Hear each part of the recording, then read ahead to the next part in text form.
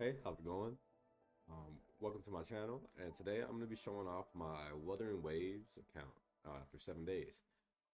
Pretty much I want to show you my characters and all the progression I made from exploration to the events to the characters I leveled up and things I pulled. I'm actually 1 day away from finishing the board game event so I can get the wings. So, I was real close trying to meet my time limit that I was putting on myself and getting everything. But yeah, my overall goal was to at least get to the in-game content to be able to farm, but that was taking a bit longer than I thought. So at the end of the 7 days, I got to level 39. Yeah, yes, thank you. So close to hitting the 40 mark, but I didn't want to burn myself out, so I kind of didn't grind as hard as I did some days on it because I didn't want to get to that point in the game where I feel like I've done everything and now I've got nothing to do and I get bored of it. Um, Exploration wise, I got Norfall Barrens to 100, and then I started to make headway on Desert Rock Highland. But for the most part, I did story missions and companion events and limited time events. So when it came to exploration, I kind of started doing that last. And whenever I got tired of doing like an event, specifically the one with the cubes, and then if I ever felt like I needed a little bit more asterite primos, whatever they call for pulling. If I needed a little bit more, I'll go hunt for chests and everything.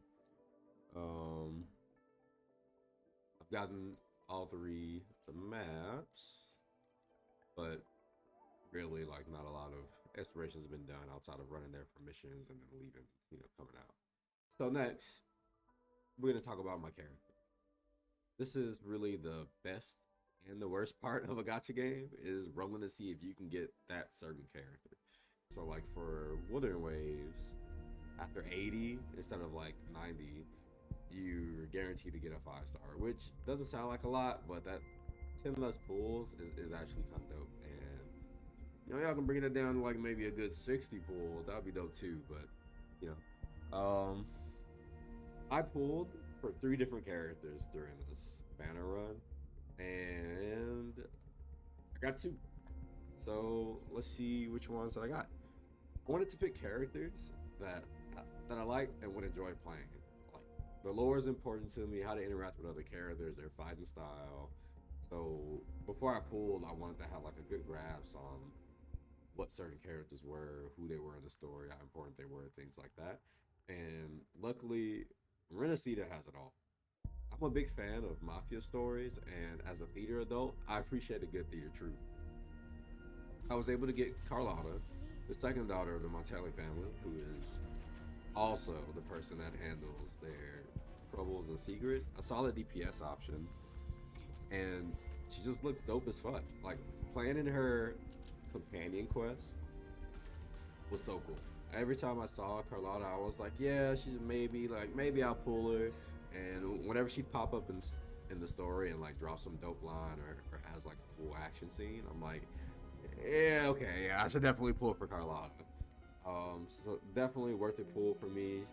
I love the whole Mafia family. Alongside Carlotta, I was also able to get my second favorite prop master, Rochi.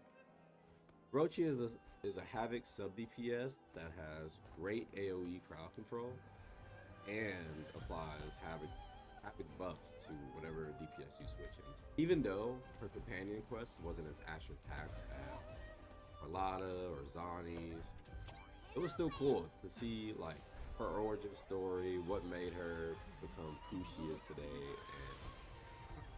and again, like I love the theater characters. I wanted to get Brat too, but I lost my 50-50. So what do, And with their Sentinel, with the Sentinel of Renaissata coming next patch, I kind of wanted to start holding my pulls back. So I gave them all one try. If I didn't get them, I moved on. And luckily, Rochia was my first one, and I won that 50-50. Lost the Brant one, and then won the Carlotta. Having Rochia and Carlotta allowed me to make 2 different teams, which is what I wanted to do for in-game anyway. The 2 teams I'm working on are Carlotta, Sanwa, and Yuhu. Now, I haven't had a lot of time to play with this team yet. See now, like Yuhu's level 1, but I just don't get the point of her.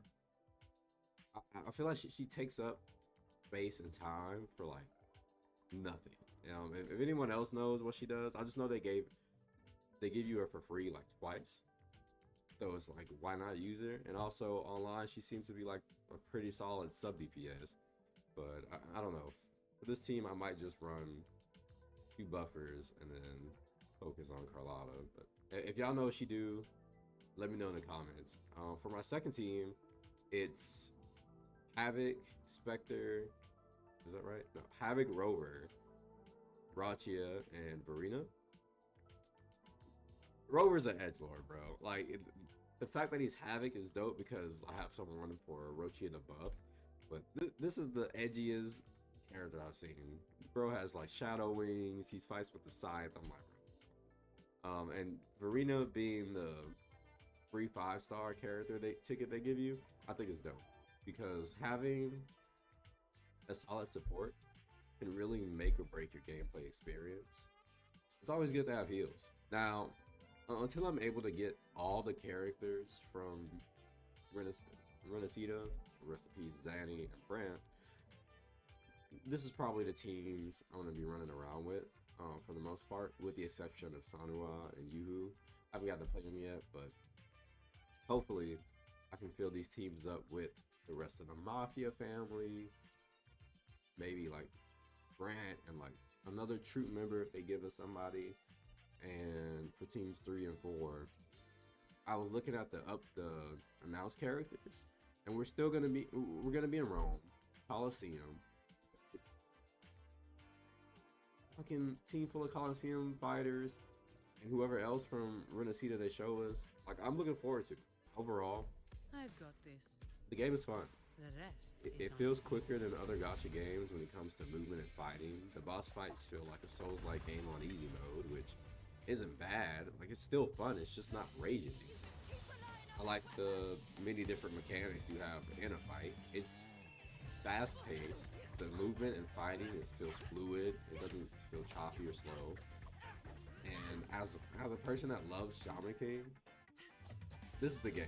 Like, it feels like Shaman King and Pokemon in one to me, because you're going around farming for stat boosters or echoes.